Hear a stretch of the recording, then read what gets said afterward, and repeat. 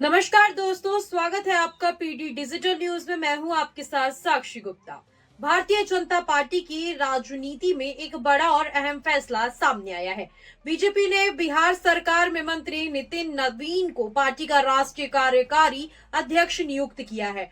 BJP के राष्ट्रीय महासचिव अरुण सिंह की ओर से जारी पन्ने में बताया गया कि ये नियुक्ति तत्काल प्रभाव से लागू की गई है। इस फैसले के बाद राजनीतिक हलकों में चर्चाएं तेज हो गई हैं।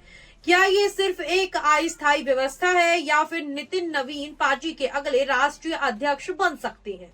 तो आइए ये सारी बातों को जानते हैं विस्तार से, जिससे आपको पूरे सियासी दांव-पेच समझ में आ जाएंगे।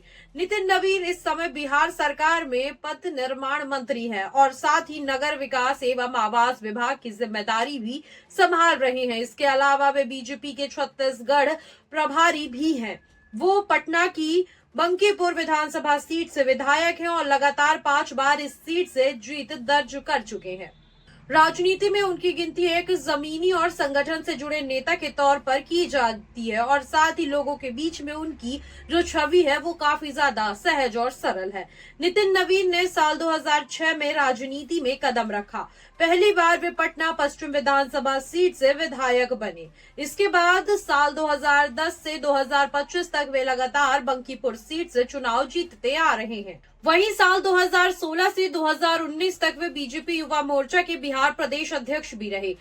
साल 2021 में नीतीश कुमार की सरकार में पहली बार उन्हें मंत्री बनाया गया। नितिन नवीन का जन्म मई 1918 में रांची झारखंड में हुआ। उनके पिता नवीन किशोर प्रसाद सिन्हा जी भी भाजपा के वरिष्ठ नेता रहे हैं और कई बार विधायक के रूप में चुने गए हैं।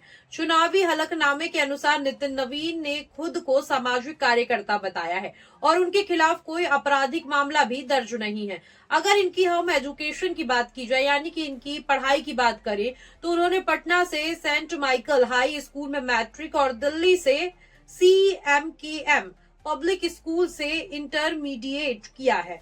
बीजेपी में लंबे समय से नए राष्ट्रीय अध्यक्ष को लेकर फैसला नहीं हो पा रहा था और साथ ही जेपी नड्डा का कार्यकाल कई बार बढ़ाया जा चुका है। इस मुद्दे को विपक्ष ने संसद में भी उठाया। अखिलेश यादव ने तंज कसते हुए कहा कि बीजेपी अपना अध्यक्ष तक नहीं चुन पा रही। इस पर गृह मंत्री अमित शाह ने जवाब दिया था, बीजेपी कार्यकर्ताओं की पार्टी है, इसलिए फैसलों में समय लगता है। वहीं वरिष्ठ पत्रकार रशीद किदवई मानते हैं कि कार्यकारी अध्यक्ष बनना सवालों से बचने की कोशिश हो रही है, लेकिन इससे नए सवाल भी खड़े होते हैं। क्या बीजेपी और आरएसएस के बीच सहमति नहीं बन पा रही है या आरएसएस बीजेपी के बीच में सही तालमेल नहीं बन पा रहा है? बीजेपी के संविधान में कार्यकारी अध्यक्ष का एक स्पष्ट जिक्र नहीं है।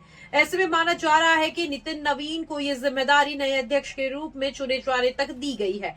वरिष्ठ पत्रकार ब्रजेश शुक्ला का कहना है कि पार्टी कुछ समय तक नितिन नवीन की कार्यशैली और नेतृत्व क्षमता देखेगी।